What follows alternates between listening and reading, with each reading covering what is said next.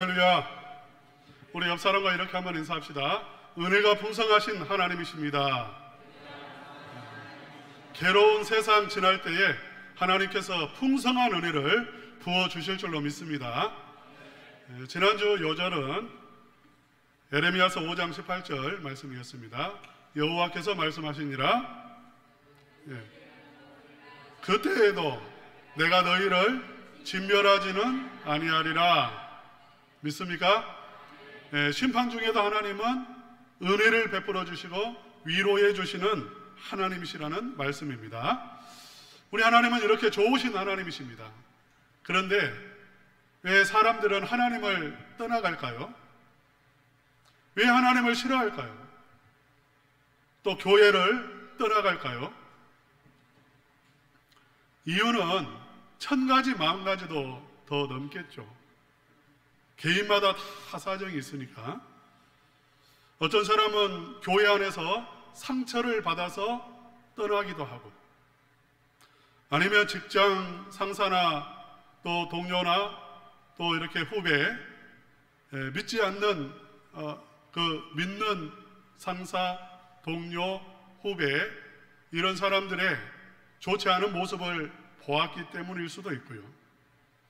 아니면 교회 지도자들의 아주 이렇게 비도덕적인 그러한 모습, 그것이 매스컴에 알려져서 상처 입어서 나오지 않기도 하고요. 또 어떤 사람은 교회가 너무 세속화 되었고 상업화 되었다, 이렇게 말하기도 하고요.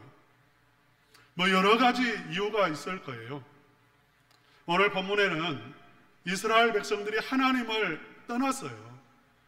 그리고 돌아오지도 않고 있습니다. 점점 더 멀리 가고 있습니다. 그 이유에 대해서 우리가 짐작을 해볼 수 있는 그러한 몇 가지의 단서가 있습니다. 그들은 왜 하나님을 떠나갔을까? 하나님이 그렇게 은혜를 부어주셨음에도 이스라엘 백성들은 하나님을 왜 그렇게 싫어했을까? 우리가 한번 살펴보도록 하겠습니다. 우리 4절 말씀 다 같이 한번 읽어보겠습니다. 시작. 너는 또 그들에게 말하기를 여호와의 말씀에 사람이 엎드러지면 어찌 일어나지 아니하겠으며 사람이 떠나갔으면 돌아오지 아니하겠느냐. 오늘 본문의 말씀은 의문문이 이렇게 몇 개 반복이 됩니다. 첫째는 뭐냐면, 사람이 엎드려졌으면 어찌 일어나지 않겠느냐. 또 사람이 떠나갔으면 어찌 돌아오지 아니하겠느냐. 다 의문형이에요. 참 이해가 안 된다, 그 말이죠. 지금 이스라엘 백성들이 하나님을 떠난 게 이해가 되지 않고 돌아오지 않는 게 이해가 되지 않는다. 참 이상하다, 그 말입니다. 먼저 사람이 엎드러졌으면 어찌 일어나지 아니하겠느냐, 이렇게 질문하고 있는데요. 우리 어르신들 넘어지는 것 조심하셔야 됩니다. 우리 어르신들이 넘어지면 아주 위험해요. 지난주에도 저희 노예에 있는 사모님 한 분이 침대에서 이렇게 내려오다가 넘어지셨는데 이 어깨뼈가 이렇게 골절이 됐습니다. 아주 심하게 다치셨어요. 지금 엎드러졌으면 아주 이렇게 고통이 임하는 거죠. 뼈가 부러지든지 상처가 나든지 아픈 거예요. 그러면 그대로 있지 않습니다. 이 사모님 같으면 병원에 당장 달려갑니다. 치료를 받죠. 만약 치료하지 않으면 이 상처는 낫지 않습니다. 불구의 몸이 됩니다. 더 이상 팔을 사용할 수가 없습니다. 그러니까 치료하려고 하는 거예요. 회복하려고 노력하는 거예요. 여러분, 이것은 우리의 삶 속에 뭐 경제적으로 실패했다든지 사업에 실패했다든지 다른 어떤 부분에도 마찬가지로 적용해 볼 수가 있습니다. 이 넘어졌다는 것은 실패를 의미하는 거고 손해를 이렇게 많이 보았다는 것을 의미하는 거죠. 그건 조심하게 돼 있어요. 다음부터 사모님이 침대에 내려올 때에 이전처럼 내려오지 않을 거예요. 조심조심 할 겁니다. 저는 이렇게 차를 타고 다니다가 차 문을 열 때 그냥 이렇게 밀어서 열었죠. 손을 잡고 이렇게 조심히 밀고 이렇게 닫지 않았어요. 한 번은 문을 열었는데 바람이 이렇게 불었고 문이 좀 세게 열렸고요. 옆에 있는 차 이렇게 접촉 사고가 발생을 했습니다. 그래서 수십만 원을 물려줬어요. 보험으로 안 하고 그냥 돈을 줬어요. 그래도 깨달음이 없었어요. 조심해야 되겠다는 것은 알았지만 습관이 바뀌지 않았습니다. 또 얼마 지나서 문을 열었는데 이번에도 또 옆에 있는 차를 조금 긁었어요. 그러니까 아주 정말 살짝 긁은 거예요. 그런데 또 몇십만 원을 물려줬습니다. 그 다음부터 제가 어떻게 할까요? 살금 그렇게밖에 표현할 수가 없어요. 꼭 문을 잡고 아주 열 때까지 문을 잡고 이렇게 붙잡고 있습니다. 더 이상의 손해는 볼 수가 없어요. 조심합니다.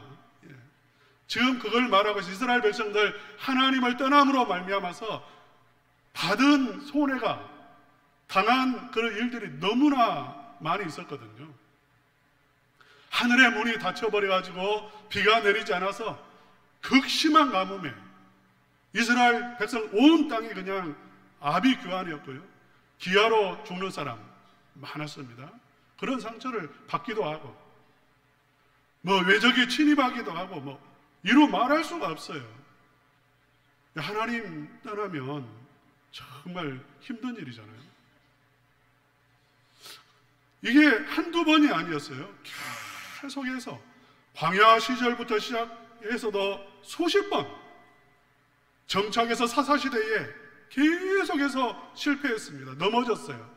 그러면 좀 깨달음이 있어야 되는데 이러면 안 되는구나 깨달음이 있어야 되는데 깨닫지 못하고 회복시키려고 하지 않고 그들은 그냥 그 실패를 반복하고 있다 것입니다. 일어나려고 이제 다시는 그런 삶을 살지 않으려고 결단하고 일어섬이 그들에게는 부족이 없다 그 말이죠. 이상하다 그 말이죠. 참 이상하다. 그 다음에 사람이 떠나갔으면 어찌 돌아오지 아니하겠느냐. 집을 떠난 것을 한번 비유를 해보겠습니다. 여러분 집 떠나면 행복합니까? 고생입니까?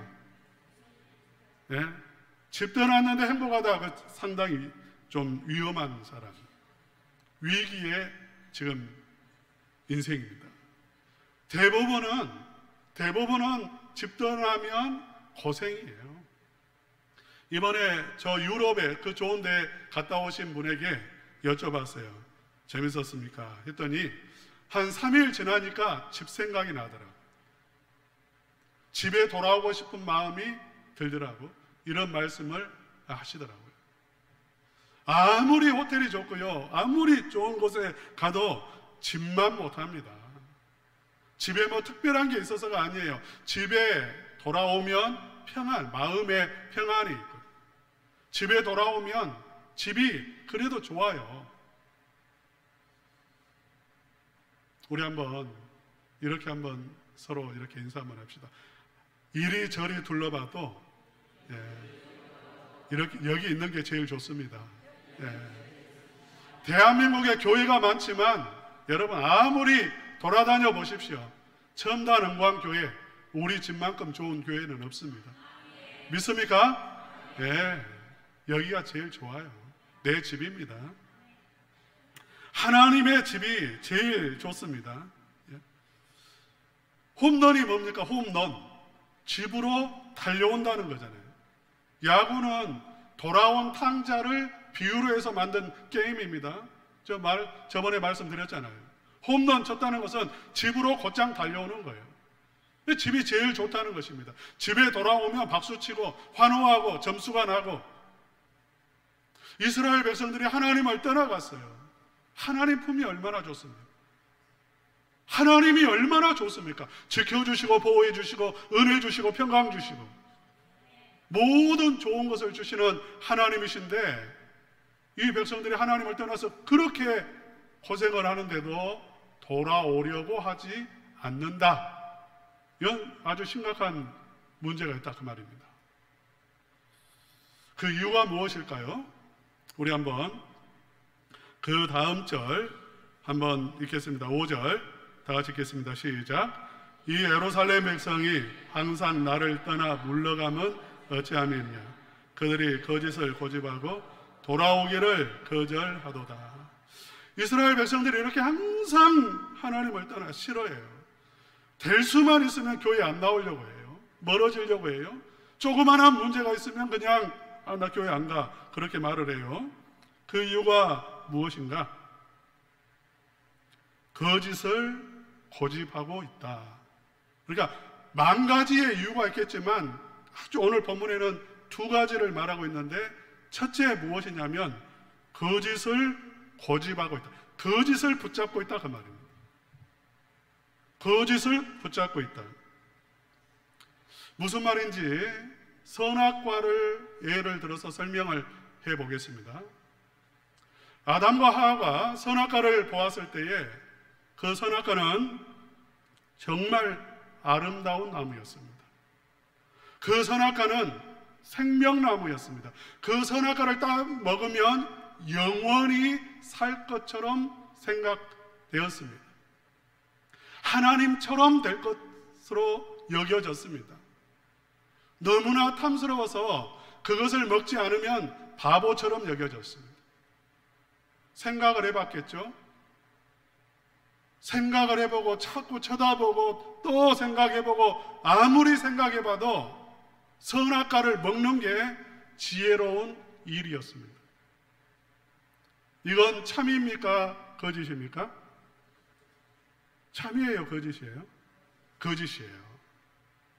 그냥 진리는 무엇이냐면 그 나무는 먹으면 하나님과의 관계가 끊어지고 저주가 임하고 그 열매를 맺는 순간 죽음이 찾아오는 것입니다.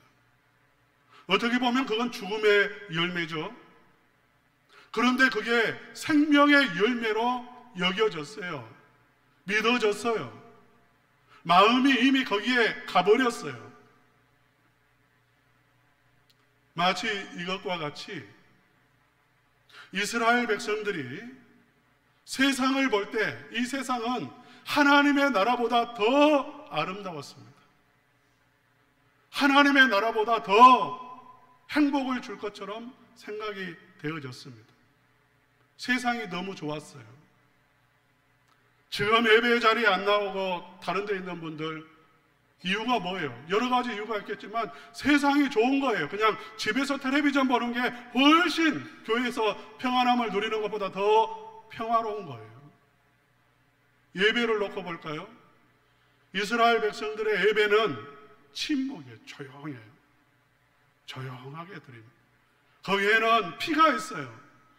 피보기 좋아하는 사람이 누가 있어요? 거기는 죄를 토해 놓으라고 말을 합니다. 죄를 이야기합니다. 뭐가 좋아요 그게? 거기에는 눈물이 있어요. 그런데 이방 예배는 음주 가무가 있습니다. 거기에는 흥겨운 노래가 있습니다. 거기에는 술을 잔뜩 퍼마시고 거기서 함께 어울려서 춤을 추고 노래합니다. 그 파티가 끝나면 이제 성적인 관계를 맺습니다. 쾌락이 있습니다. 이스라엘 백성들이 볼 때 자기들이 드리는 하나님께 드리는 예배보다 이방인들이 드리는 예배가 더 좋아 보였어요. 더 아름다워 보였어요. 그것이 더 내 삶을 충만하게 하는 것처럼 그렇게 여겨졌고요. 10만에도 그래요. 이 하나님은 아주 섬기는 게 어려워요. 거룩을 요구해요. 우리의 삶에 거룩을 요구해요. 그런데 바알신은 그거 아닙니다. 요구하는 게 없어요. 그냥 내 앞에 와서 춤추고 술 마시고 그냥 흥겹게 놀고 성적인 관계를 맺으면 너희에게 비를 내려주고 너희를 축복해주고 모든 좋은 것을 다 주겠다고 말합니다. 훨씬 더 좋아 보여요. 평화를 지키는 문제에 있어서도 마찬가지입니다.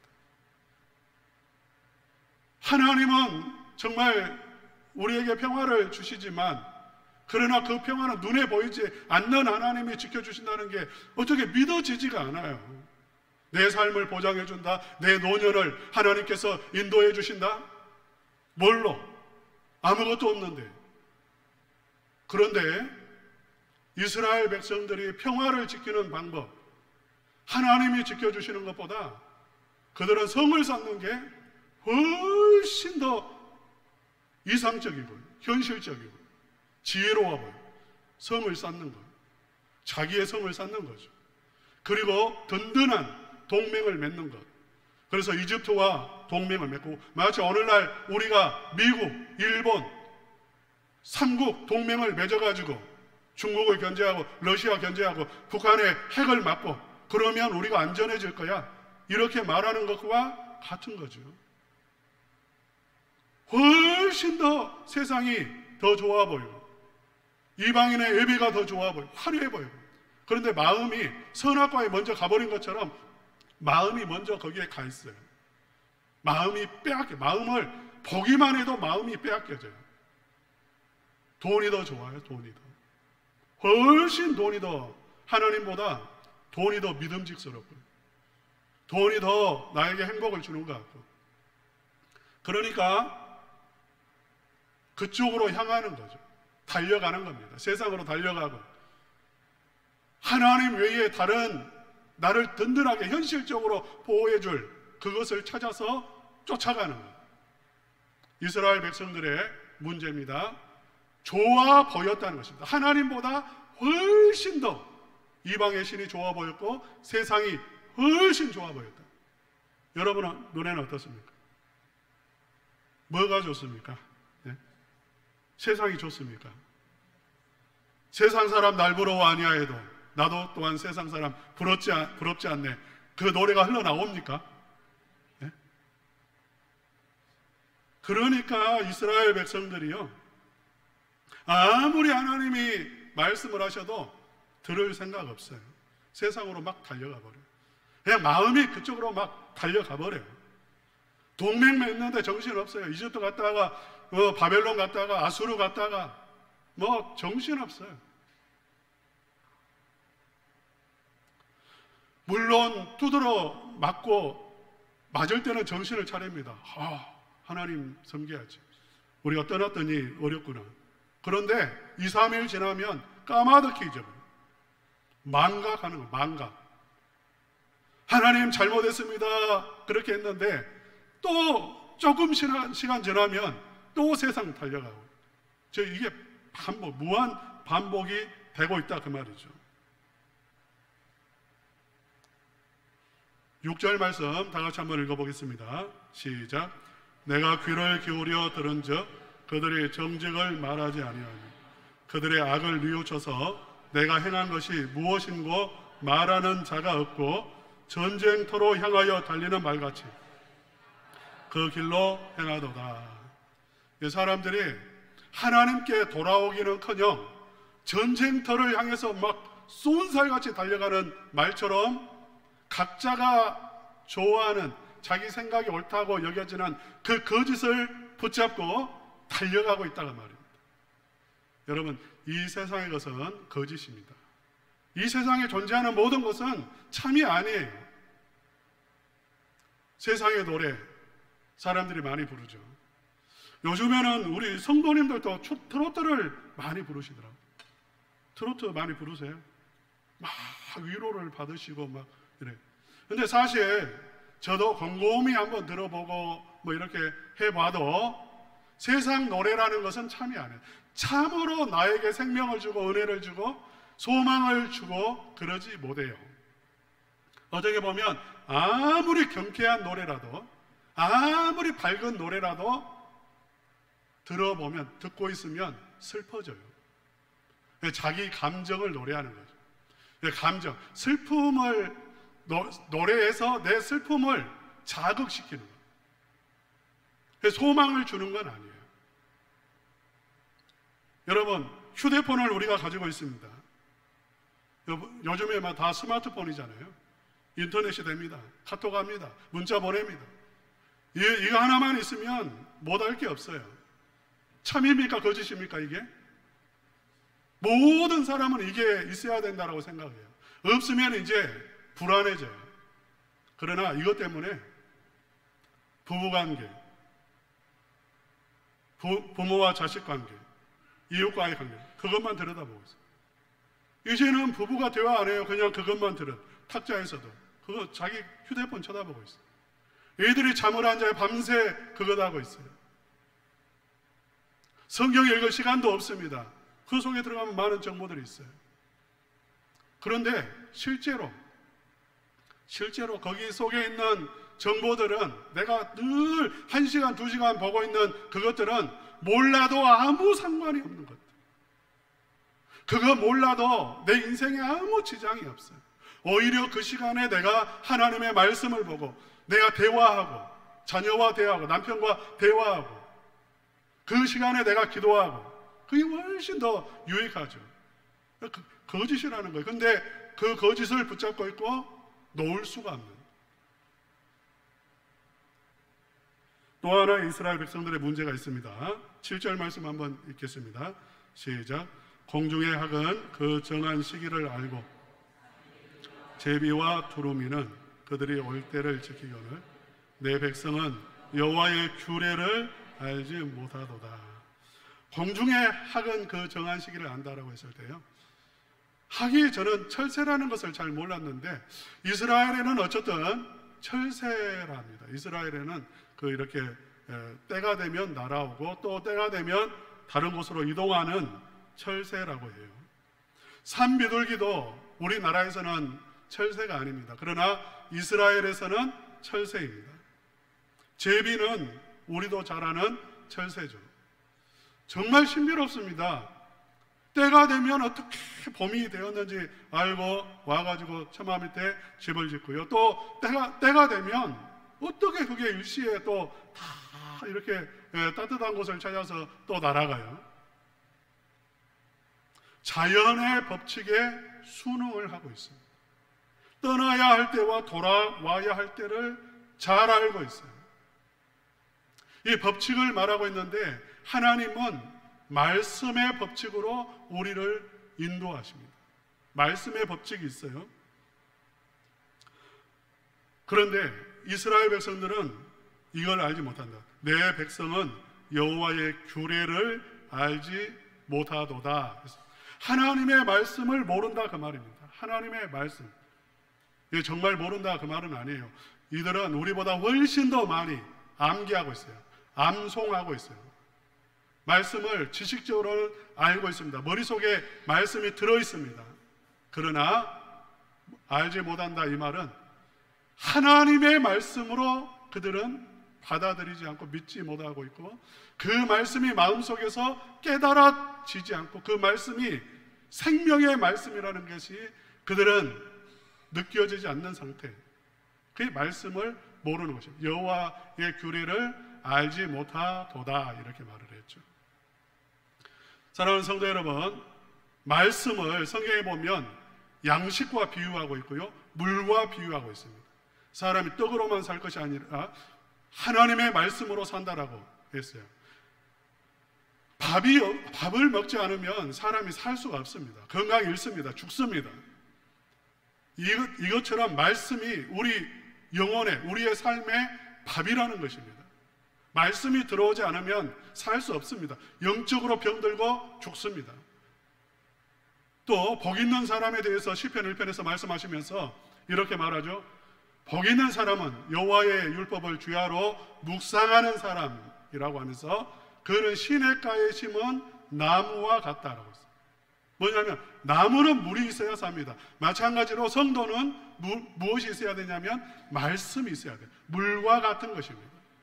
말씀이 들어와야 성장하고 말씀이 들어와야 열매를 맺을 수가 있어요.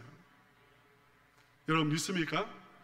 그래서 신앙생활이란 무엇이냐면 말씀을 듣고 말씀을 믿고 말씀을 붙잡고 따라가는 생활이 신앙생활이에요.